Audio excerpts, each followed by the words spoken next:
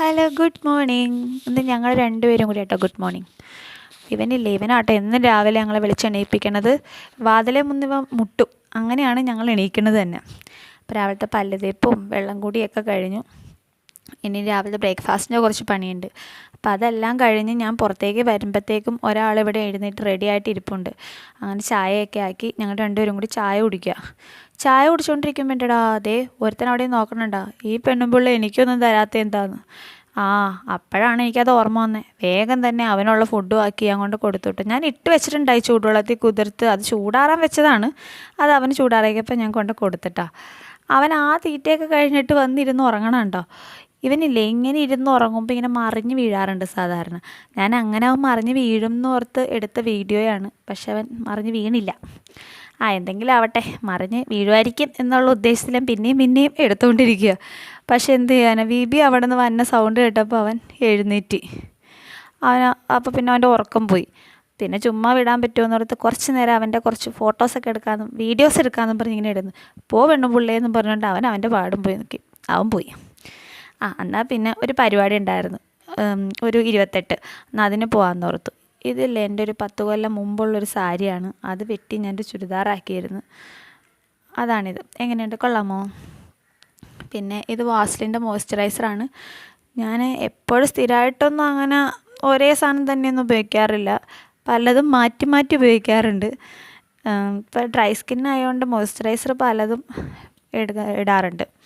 ഇത് നമ്മുടെ ഫേസസ് കാനഡയുടെ ഫൗണ്ടേഷൻ ഇതാണ്. ഇത് നല്ലതാട്ടോ, നല്ല ലോങ് ലാസ്റ്റിംഗ് ആണ്. ഞാൻ എന്തെങ്കിലും ഫംഗ്ഷന് പോകുമ്പോൾ മാത്രമായിട്ട് ഉപയോഗിക്കാറുള്ളൂ ഈ ഫൗണ്ടേഷനൊക്കെ, അല്ലെങ്കിൽ മോയ്സ്ചറൈസർ മാത്രമേ ഉപയോഗിക്കാറുള്ളൂ. ഇത് നല്ലതാണ്. കുറേ ആയി മേടിച്ചിട്ടും പെട്ടെന്ന് തീരണമില്ല. ചെറിയൊരു ഇത് മതി നമ്മുടെ ഫേസിൽ സ്പ്രെഡാകാൻ. കുറേ ഒന്നും തേക്കണ്ട, കുറച്ച് തേച്ചിട്ട് നല്ലോണം അങ്ങ് ഇത് ചെയ്ത് കൊടുത്താൽ മതി. അത് കഴിഞ്ഞൊരു പൊട്ട് കുത്തിയപ്പോൾ എനിക്ക് ആ പൊട്ട് അന്നേരം ഇഷ്ടപ്പെട്ടായിരുന്നു. പക്ഷെ കുറച്ച് നേരം കഴിയുന്തോറും അത് കൊള്ളില്ലാത്ത പോലെ എനിക്ക് തോന്നി. അതുകൊണ്ട് എന്ത് ചെയ്ത് എപ്പോഴും സ്ഥിരം തുടർന്ന ചെറിയ പൊട്ടില്ലേ, കണ്ണി കാണാത്ത പൊട്ട്, അത് തൊട്ടപ്പോൾ എനിക്ക് സന്തോഷമായി. ഇത് ഏത് ഡ്രസ്സ് ഇട്ടാലും എന്ത് പരിപാടിക്ക് പോയാലും ഇടുന്ന കമ്മല. അത് തന്നെ ഇപ്പോഴും എടുത്ത് ചാർത്തി. ഇത് NYBയുടെ ലിപ്സ്റ്റിക്കാണ്. ഇതില്ലേ കളർ ഇച്ചിരി കടുപ്പാണ്, എന്നാലും പക്ഷെ കൊള്ളാം. കണ്ടോ, ഞാൻ ആദ്യം കറുത്തല്ലിരുന്നേ, ഇതിട്ടപ്പോൾ നല്ല വെളുത്തിരിക്കണില്ലേ. ഇത് സെനോറിറ്റ, ഞങ്ങളുടെ സ്വന്തം കട. സ്വന്തമല്ല, ഞാൻ ജോലിക്ക് പോണ കട. അവിടെ നിന്ന് എടുത്ത കേട്ടോ കുഞ്ഞാവിക്ക് ഡ്രസ്സ്.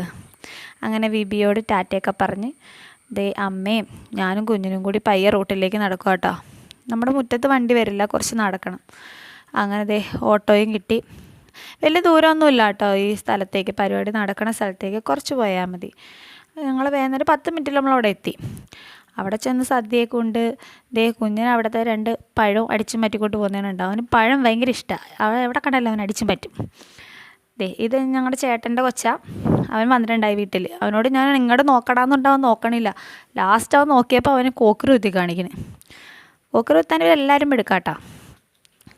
ഇവൻ്റെ നഖം കുറച്ച് ദിവസമായി വെട്ടിയിട്ട്, എന്നാൽ നഖം വെട്ടാന്നോർത്തിരുത്തിയപ്പോൾ അവൻ കിടന്ന് വേഷം കെട്ടണം കേട്ടോ.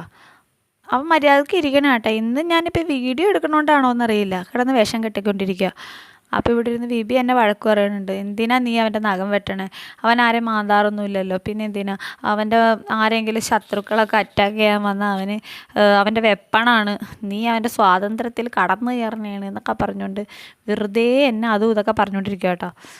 ശരിയാണല്ലോ. കുറച്ച് നേരം ഞാൻ ഇങ്ങനെ ആലോചിച്ചപ്പോൾ എനിക്ക് തോന്നി, ഞാൻ എന്തിനാ പാവം അവൻ ആരെങ്കിലും ആക്രമിക്കാൻ വന്നാൽ അവൻ എന്ത് ചെയ്യും. അപ്പോൾ എനിക്ക് കുറ്റബോധം തോന്നി. അങ്ങനെ ഞാൻ ആ കുറ്റബോധത്തിൽ അവനെന്നാൽ കൊഞ്ചിക്കാമെന്ന് ഓർത്ത് അങ്ങനെ ഇരുത്തി കൊഞ്ചിക്കുക കേട്ടോ. ആട്ടി കൊഞ്ചിച്ചുകൊണ്ടിരിക്കുക. അങ്ങനെയൊന്ന് അധികം കൊഞ്ചിക്കണമെന്ന് അവന് ഇഷ്ടമല്ല. ഇന്നെന്താണെന്നറിയില്ല, ഉറക്കം തൂങ്ങിയിട്ടാണെന്നറിയില്ല. കണ്ടിരിക്കണുണ്ട് അനങ്ങാണ്ട്. പാവം അവനിങ്ങനെ കുഞ്ഞു പിള്ളേരൊക്കെ നമ്മൾ ഉറക്കൂലേ, അതുപോലെ ഇങ്ങനെ ആട്ടിയുമ്പോൾ ഇങ്ങനെ കണ്ണൊക്കെ അടഞ്ഞു പോവുക കേട്ടോ പുള്ളിയുടെ. അങ്ങനെ ഇന്നത്തെ എൻ്റെ എന്താണ് വീഡിയോ ഇത്രയേ ഉള്ളൂ. ഇനി എനിക്ക് വേറെ കുറച്ച് പണിയുണ്ട്. ടാറ്റാ.